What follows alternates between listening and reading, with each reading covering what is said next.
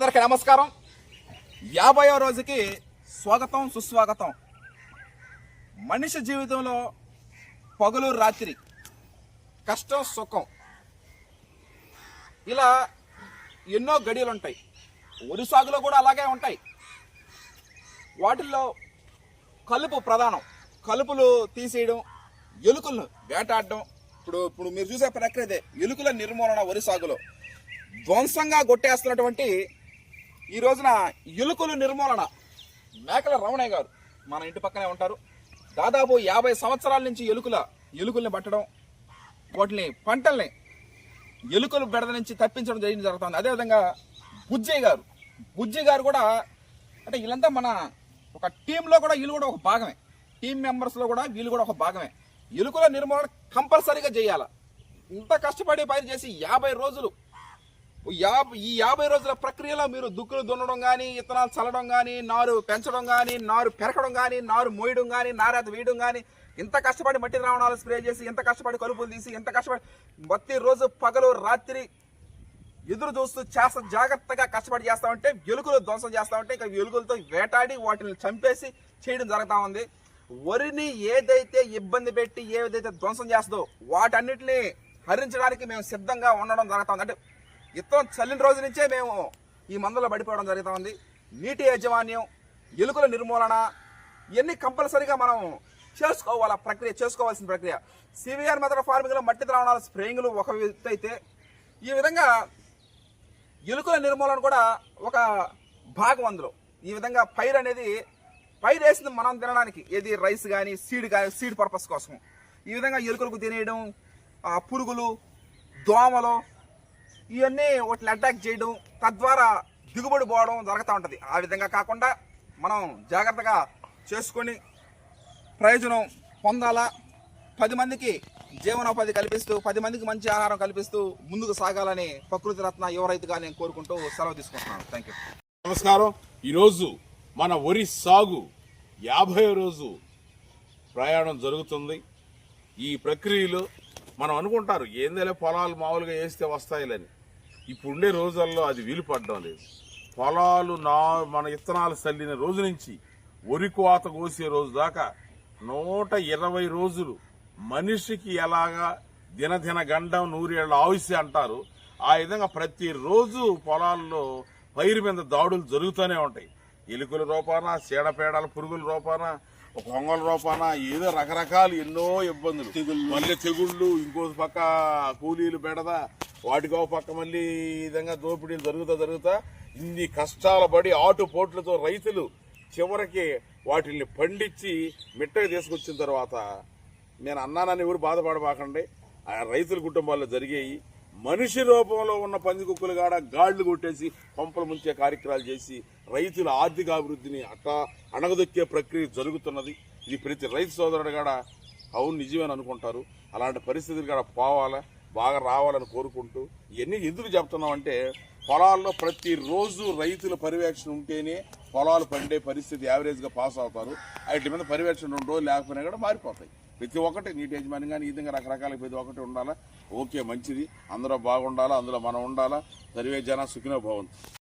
ఈరోజు జూన్ 18. అందరికి నమస్కారం. నిన్ననే అమ్మగారి సంవత్సరకం అయింది. వచ్చేసినటువంటి అతిరథ మహారాజులు, అదేవిధంగా కుటుంబ సభ్యులు, బంధువులు, బంధుమిత్రులు అందరికీ పేరు పేరు నా కృతజ్ఞతలు చెప్పంగానే రావడం జరిగింది. విజయవంతంగా పూర్తయిపోయింది. అది 10 రోజుల ముందే రావడం. తిథుల నక్షత్రాల ప్రకారం జూన్ 17 నిన్న మంగళవారం అయినప్పటికీ కూడా ఆ కార్యక్రమం అక్కడికి పూర్తయిపోయింది. ఈరోజు 50వ రోజు రావడం జరిగింది. ఇక 80 రోజులు మాత్రమే మిగిలింది. 80 రోజులు దాటిన తర్వాత మనం ఉరికోతలు కోయడం జరుగుతుంది. ఉరికోతలు కోసే ముందుగా ఈ 80 రోజుల్లో మీరు చూసే ప్రక్రియ మట్టి ద్రావణాల స్ప్రేయింగ్లు. ప్రతి 10 రోజులకు ఒకసారి మట్టి ద్రావణాల స్ప్రేయింగ్లు కన్ఫర్మ్. అదొకటి. Pre flowering. వరి సాగులో ఇప్పటి వరకు మీరు చూసినటువంటి విజువల్స్ కానీ ఎఫెక్ట్స్ కానీ మాదిరిగా, అంటే చిన్న లేతగా ఉన్నది, ఇప్పుడు ప్రీ ఫ్లవరింగ్ అవుతుంది.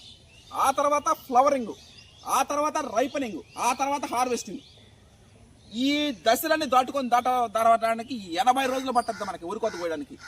ఉరికోత కోసిన తర్వాత మనకు కానీ ఆ సూర్య భగవానుడు కానీ మనకు కానీ హెల్ప్ కానీ చేయగలిగితే ఒక 2-3 రోజులు చాలు మనం కయ్యల్లోనే బాగా బొదిగిచ్చేస్తాం. అంటే బాగా పసుపు రంగు వర్ణంలోకి వచ్చిన దాకా మనం వరి కోత కోయడానికి లేదు, కొయ్యకూడడం కూడా. ఎందుకంటే వానాకాలం వస్తుంది.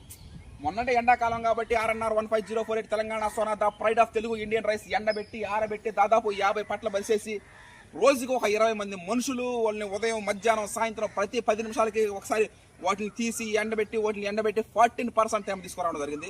అదేవిధంగా ఈ KNM 12-360 అనే వరి వంగడం కూడా ఏ వరి వంగడం అయినా సరే 14% తేమ రావాలా.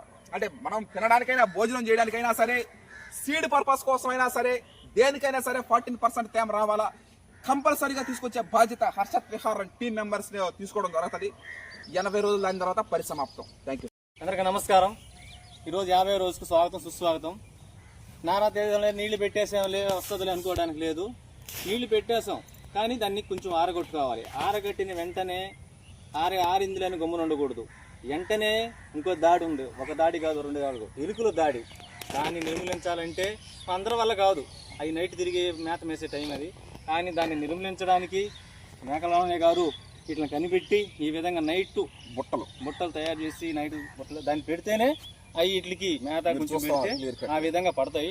మామూలుగా ఉంటేనే నీకు దొరకవయ్యి, నైట్ టైంలో వేటాడి తింటాయి. అందుకని ఈ విధంగా బుట్టలు పెట్టి నైట్ టైంలో పెడతాయి. పొగులు పెట్టినా కానీ పడవయ్యి. నైట్ టైంలో సాయంత్రం పూట పెడితే ఉదయానికల్లా నైట్ తిరుగుతాయి కాబట్టి పడతాయి. ఈ విధంగా ఎలుక నిర్మాణం చేస్తాము. మళ్ళీ నీళ్ళు వేసిన వెంటనే మళ్ళీ రావయ్యి. అట్లాగా ఇట్లా గూళ్ళ ఇట్లా ఉంటాయి. ఒక్క ఆరగట్టిన వెంటనే ఈ బయలుదేరుతాయి తినేదానికి. అందువల్ల ఆరగట్టడం ఎందుకంటే గ్రోత్ రావడానికి.